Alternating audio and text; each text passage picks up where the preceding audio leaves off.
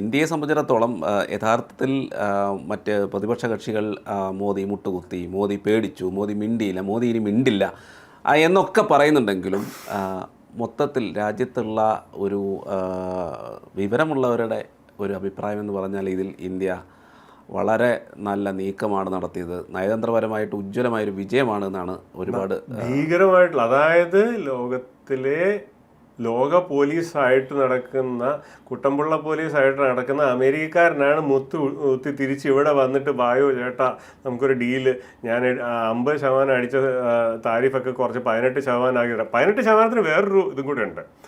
ഇത്രയും നാളും അമേരിക്കയുടെ വാലാട്ടിയായിട്ട് നടന്നിരുന്ന ആയിരുന്നു ഈ റീജിയനിൽ ഏറ്റവും കുറവ് താരിഫ്, 19%. നമുക്ക് 18%. പാകിസ്ഥാൻകാർ അതിനകത്ത് കരഞ്ഞിട്ടുണ്ട്.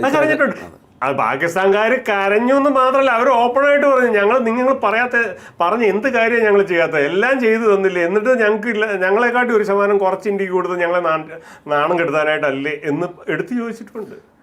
ഇത് കൂടുതൽ വിവരങ്ങൾ പതിയെ പുറത്തു വരുള്ളൂ, ഉടനെ തന്നെ വരും എന്നുള്ള രീതിയിൽ പറയുന്നുണ്ട്. സംയുക്ത പ്രസ്താവന ഉണ്ടാവുമെന്നും. അല്ല, ഇപ്പോൾ legal India US trade deal ഇപ്പോൾ ലീഗൽ സ്ക്രബിങ്ങിലാണ്.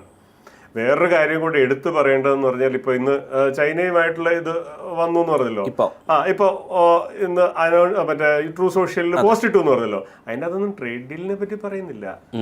കുറച്ച് കാര്യങ്ങൾ ഞങ്ങൾ ഇങ്ങനെ സംസാരിച്ചു. സോയാബീൻ മേടിക്കും, അതായത് സോയാബീൻ ഒരു വലിയ പ്രശ്നമായിരുന്നു. കാരണം അമേരിക്കയുടെ പ്രൊഡ്യൂസ് ചെയ്യുന്ന സോയാബീൻ കെട്ടിക്കിടക്കുമായിരുന്നു ചൈന. അത് 20 മില്യൺ ടണ്ണായിരുന്നു അവരുടെ പ്രൊഡക്ഷൻ. അത് മേടിക്കാൻ ആളില്ലാണ്ട് പോയി. ഇത് ബ്രസീലിൻ്റെ അടുത്തു നിന്നാണ് ചൈന ഇത് കോൺട്രാക്ട് ഉണ്ടാക്കിയത്. ചൈന ഇത് മേടിക്കുമെന്ന് എനിക്ക് നല്ല സംശയമുണ്ട് കേട്ടോ. ഇത് ട്രംപ് മാത്രമേ ട്രൂ സോഷ്യലിൽ ഇത് പറഞ്ഞിട്ടുള്ളൂ.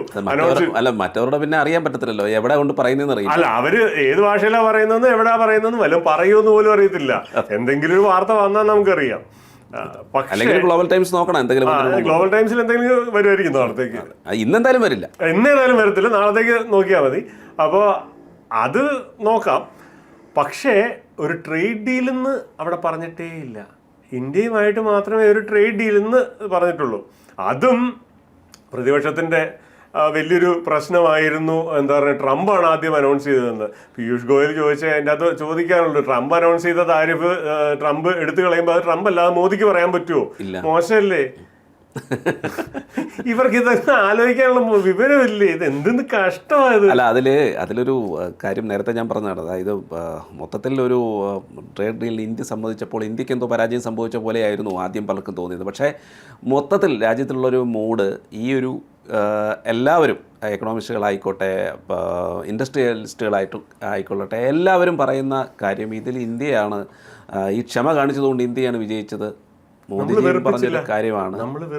അതെ അതെ. പിന്നെ മച്ചൂരിറ്റി, ഒരു പക്വത നമ്മൾ കാണിച്ചു എന്ന് മാത്രമല്ല, അതുകൊണ്ട് ഇപ്പൊ എന്ത് വേണ്ടി നമ്മൾ മാറിയിട്ടില്ല. ഈ പറഞ്ഞ ചീത്തയും ഓളിയും ബഹളവും എല്ലാം കഴിഞ്ഞിട്ട് അവർ തന്നെ വന്ന് കാല വീണ് കഴിഞ്ഞപ്പോഴത്തേക്ക് ആരാ ചമ്മുന്നത്?